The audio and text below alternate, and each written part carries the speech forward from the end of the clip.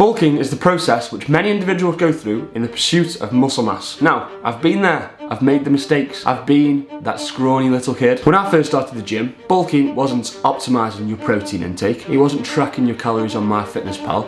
Bulking to me was drinking a pint of milk every night before I went to bed. And at the start, it worked. I gained weight, I gained muscle mass, but it only worked for a certain period of time. So in this video, I am going to tell you exactly how to set up the perfect bulk from start to finish.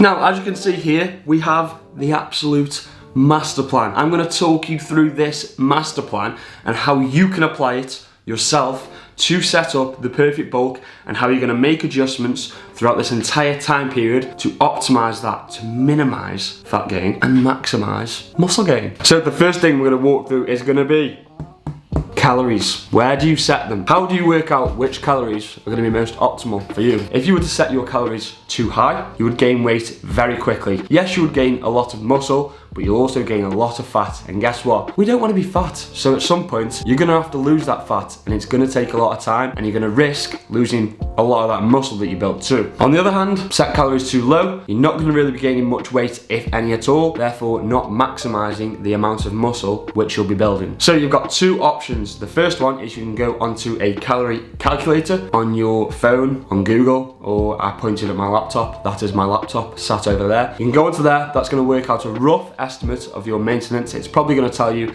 eat this many calories if you want to gain this amount of weight, but I'd probably just aim for a 200 to 300 calorie surplus. So work out what it says for your maintenance and then add 200 to 300 onto that. So you've established your calorie surplus. You've got how many calories you need to eat each day. So what you can do is you can either eat those amounts of calories every single day, or you can periodize your nutrition. So what I mean by this is have set calories depending on which day it is. Now I don't mean which day of the week it is. Monday I eat 2,500, on Tuesday I eat 2,800. I mean depending on what kind of day it is in terms of whether you are training in the day or not. So if you're training, you can set your calories slightly higher because obviously your expenditure on that day is going to be higher with you training. Now, a lot of people, the misconception is that training burns a lot of calories. It doesn't. Lifting weights itself doesn't really burn that many calories. However, it's obviously going to burn more than sitting at home. Now, on a rest day, you can set them slightly lower because obviously your calorie expenditure on that day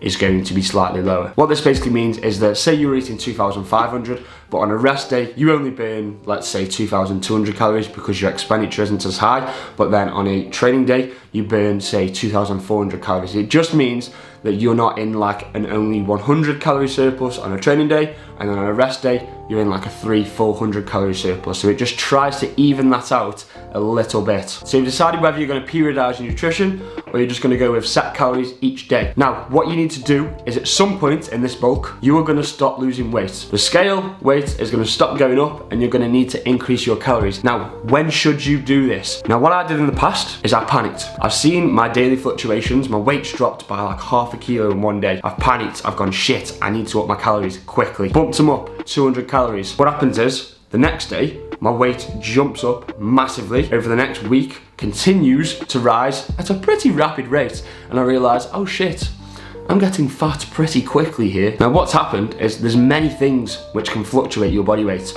Your sodium intake, your carbohydrate intake, your water intake, the timing of your meals, the volume of food which you're eating. There's so many different factors which can change and alter your body weight. So don't panic and don't focus on the daily fluctuations of your weight. It's about that weekly average, which is why I recommend to a lot of my clients to use an app called Happy Scale. What this will do is it will tell you your average weekly gain. Now that's the only number which we're interested in, is your average weekly gain. Do not pay attention to the daily fluctuations. As long as your average weekly gain is within the parameters which you've set, which we'll talk about in a second, then you're absolutely fine. You don't need to increase your calories. Now, if it drops below those parameters and you're, say, gaining only 0.1 kilos per week or per month, then I would definitely increase your calories. Now, how much are you going to increase your calories by? I would increase them between 100 to 200. If you're going up in big jumps, you're just going to, like I said before, gain large amounts of fat just unnecessarily.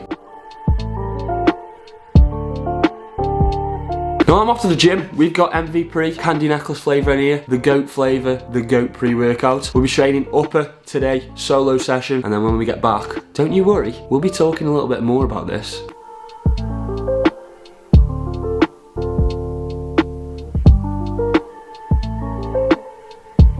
Right boys, I'm back from the gym. Very good upper session. The pump from upper might just be, in fact no, it is the best pump you can possibly have. Just the entire delts, chest, back, lats, arms. Ugh. Everything, mate. I fucking looked in the mirror, I was like, Jesus Christ. Right, so we've talked about calories. We've talked about how you're gonna find your own calories, when to change them, how much to change them by. Now we're gonna talk about specific macronutrients. So we're talking about protein to begin with. Protein, I always advise everyone to set at between 1.8 and 2.2 grams per kilogram of body weight. I usually just set it at the upper end, to be honest, 2.2 grams per kilogram of body weight. So you're gonna get your weight in kilograms, you're gonna multiply that by 2.2. That is gonna give you how much protein you should eat. Now, if it gives you a random number like, I don't know, 193.4, then obviously round it up to like 195 or something like that, or you could even round it down by 3.4 grams to 190. It's not gonna make any difference at all. So that's how to set your protein. Now, I want you to spread your protein out evenly throughout the day. The reason you need to do this is because when you consume protein, something called muscle protein synthesis occurs. Muscle protein synthesis spikes when you consume protein, especially a high quality protein source. Leucine is what's known as the key to muscle protein synthesis. So that's why eating things like chicken, beef, eggs, animal products is more high quality than eating plant products like, for example, bagels. There's 10 grams of protein in bagels. Is that 10 grams of protein really going to stimulate muscle protein synthesis? No, not by much, because there's not very much leucine in it. It's not got what's called a complete amino acid profile, so it's not got all 20 amino acids. Now, animal products like meat, fish, eggs, they will have a complete amino acid profile, so that's why you need to consume them. There's something called the muscle full effect. So we've stimulated muscle protein synthesis maximally. Now, the following 2 to 3 hours after you have consumed that protein, any protein additional to that you consume will not have or provide any benefit to muscle building purposes. Now, obviously, protein is used to make enzymes, hormones, lots of things in the body, but when it comes to muscle growth, any additional protein which you consume within that 3-hour window is not going to provide any benefit. So let's say you eat 2 meals a day, or even 1 meal a day, and you're having 200 grams of protein, so 100 grams in each meal, and there's say 6 hours between that. You will have that muscle full effect where muscle protein synthesis is spiked for 2 to 3 hours. Those following 3 hours, your body is going to be breaking down muscle, so that's not ideal, right? Whereas if we were to split that 200 grams into, let's say, 4 eating windows, spread out around 3 hours across the day, 3 times 4, 12 hours. You've got a 12-hour eating window, and you are consuming food every 3 hours. That is probably going to be a lot, or is in fact going to be a lot more optimal than consuming all your protein in either say 1 or 2 meals. You could even have 3 main meals and 1 snack. So you could have your breakfast, obviously containing a high quality source of protein, at say 9 o'clock. You can have your lunch at 12. You could then maybe have a snack, a protein shake, a banana, something like that, at 3 o'clock, and then you can have your main meal, so your tea, at like 6 or 7 o'clock. As long as it's not longer than 4 hours, that will be absolutely fine. Now, in terms of carbs and fats, you can do either one of 2 things. You can either let them fall where they fall, a lot more relaxed approach. I'd recommend this for like lifestyle clients, so people who just generally want to get fitter, look better, feel healthier. However, if you are a bodybuilder, if you take your training seriously, I would advise periodizing your macronutrients in terms of your carbs and your fats. So I'd advise on training days, prioritizing carbohydrates. Carbohydrates are your body's main preferred source of energy, not only just for the brain, but for your muscles too. Your brain will function a lot better when you have a lot of carbohydrates available to you. When you're low on carbs, your brain will have to oxidize fat, which is a very inefficient way to source energy, whereas carbs, they can be oxidized very quickly. Oxidize is just a fancy word for burnt. So on training days, I would advise prioritizing carbohydrates and minimizing your fat intake. I wouldn't go below 40 grams of fat for a male, and I'd say probably 30 grams of fat for a female, just because fat is very important for hormone production, especially testosterone. So as a man, to optimize your testosterone levels, which is going to be very important for muscle growth, your recovery, your mood, everything, you need to be consuming around 25% of your energy intake from fat. So how this would work is on a training day, you would have a higher carbohydrate intake and a lower fat intake, and then on a rest day, you would have a lower carbohydrate intake and a higher fat intake to make up for that reduction in fat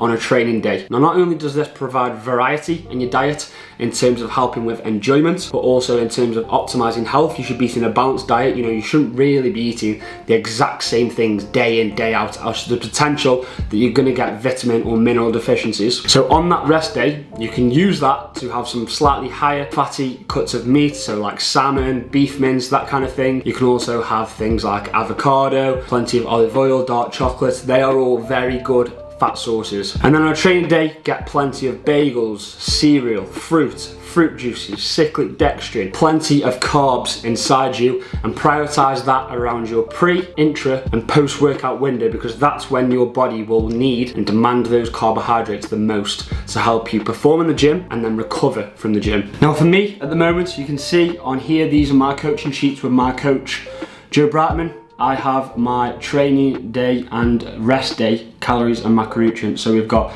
3,895 calories on a training day and then 3,730 calories on a rest day. I have higher carbohydrates on a training day at 580 and then 75 fat. And then on a rest day, we have 110 grams of fat and 450 carbs. So you can see that they are lower. And then you can see also here, in terms of nutrient timing, this is how he wants me to spread it out.